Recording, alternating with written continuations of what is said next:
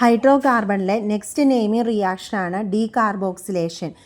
Decarboxylation എളുപ്പത്തിൽ പഠിക്കാൻ വേണ്ടി ജനറൽ ഫോർമുല വെച്ച് ഒരു ട്രിക്ക് പറഞ്ഞുതരാം. അതായത് റുക്കൂന സോഡ ലൈം കുടിക്കാൻ. സോഡ ലൈം എന്ന് പറഞ്ഞാൽ NaOH plus Ca calcium oxide CaO calcium ഓക്സൈഡുമായിട്ട് മീഥൈനെയും കൂട്ടി, അതായത് ആൽക്കെയിന്, ഇവിടെ ആൽക്കെയിനെയും കൂട്ടി എവിടെ എത്തി? സോഡിയം കാർബണേറ്റിൻ്റെ കടയിലെത്തി. എവിടെ എത്തി? സോഡിയം കാർബണേറ്റിൻ്റെ കടയിൽ.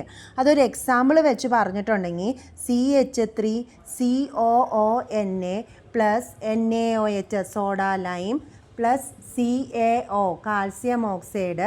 ഇവിടെ എന്തുണ്ടാവുന്നു? ആൽക്കെയിന് പകരം ഇവിടെ ഉണ്ടാവുന്നത് മീഥൈനാണ്. Then plus Na2CO3.